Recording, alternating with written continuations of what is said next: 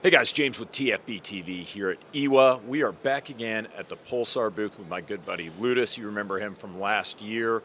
Pulsar Thermal. I'm not really that big of a thermal guy, but every time I come over here, you're getting me, I'm thermal curious right now, Ludus, you know? We're going to convert you very, very soon.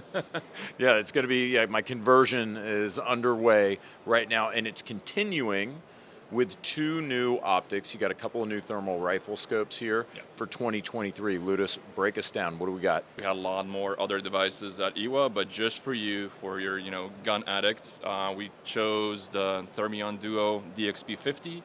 So essentially, it's our first ever multispectral rifle scope. You have your thermal lens here, and you have your digital lens here.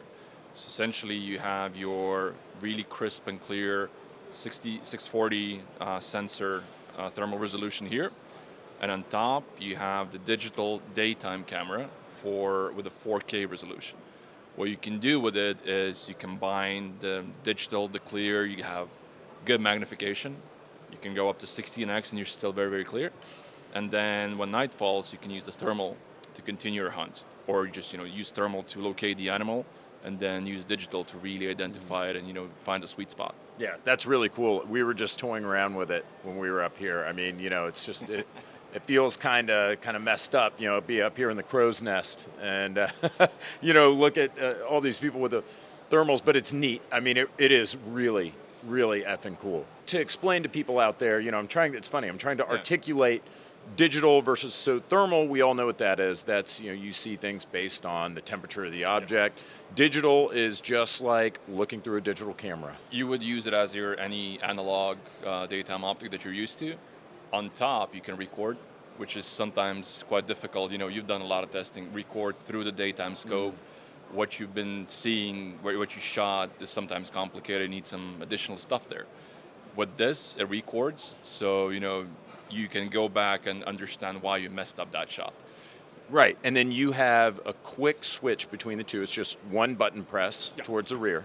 So you press this button to switch from thermal to digital, but if you hold it, then you have picture-in-picture version or picture-in-picture mode, where you have, let's say, thermal as your main screen and digital at the top, and short press again, they switch places.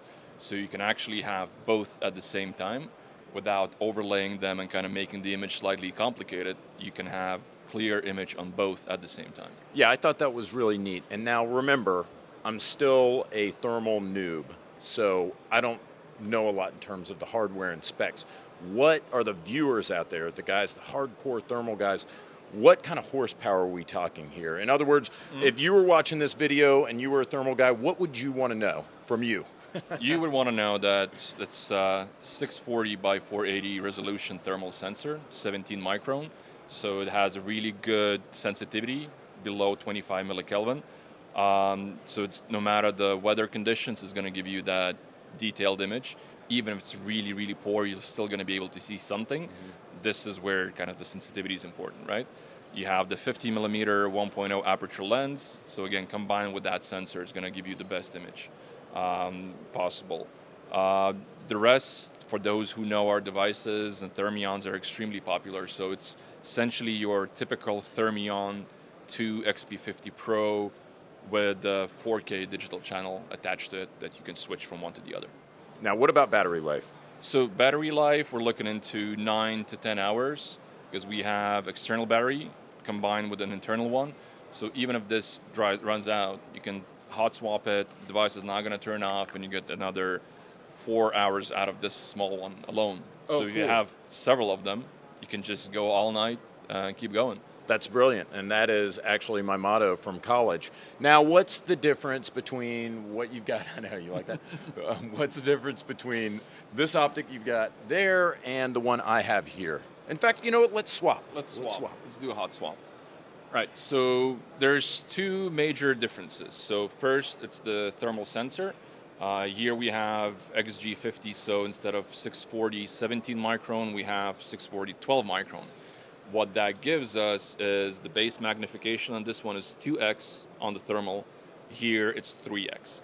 So it's more meant for longer distance shooting. So if you're doing coyote hunting in US, fox hunting in Europe, this is what you want to go with. You're sacrificing the field of view for higher base magnification, right?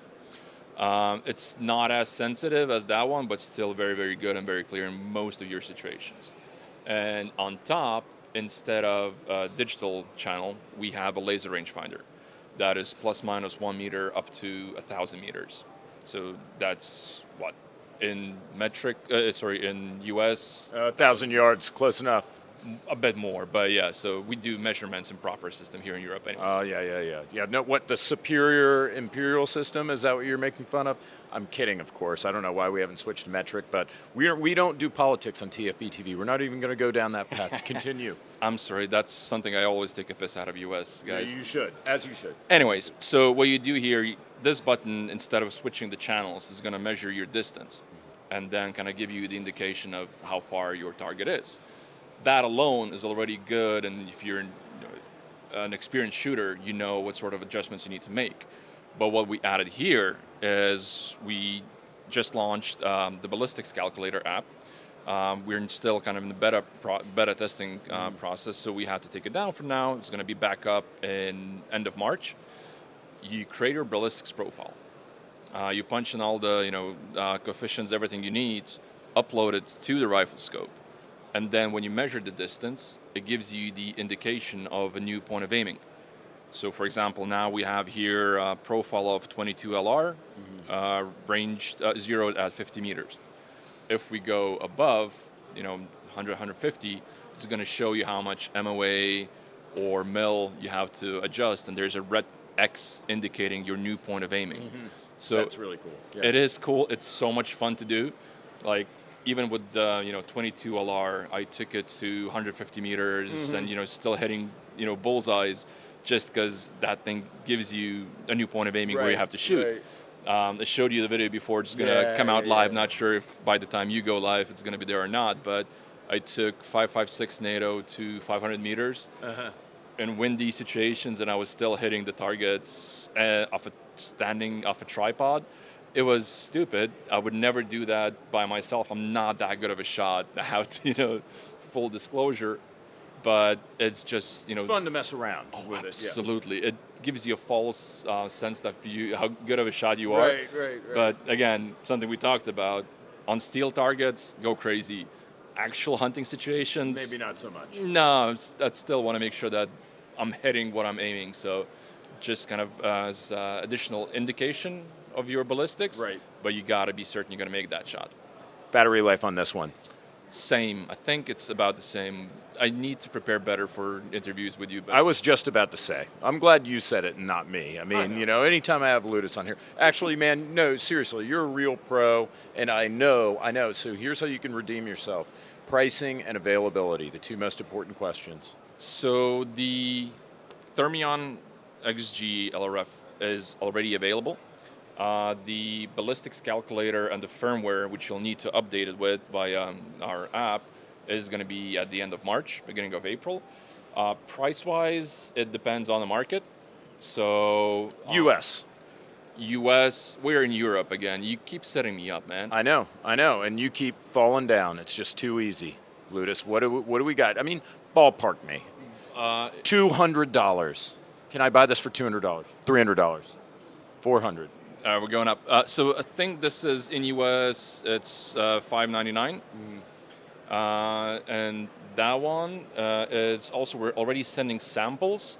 So the Duo is coming to US. I think on the shelves it should be this or next month, and the pricing is about the same. They're maybe a couple of $100 apart.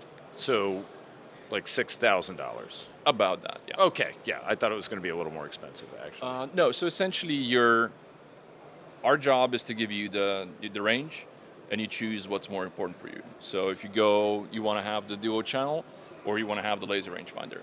You want to have higher base magnification or a wider field of view. So we leave that decision up to our end users. And you can either buy one, the other, or both. Or all of them. There's so much more down there. I know. But we've spent plenty of time talking about just these two. Oh, yeah. And this show is only a couple of days. So Ludus, I appreciate it. As usual, you do a great job. Pleasure, sir. Good friend of mine. I'm glad to have you on the program. I'm glad you guys are watching. Stay tuned and bringing you more from IWA.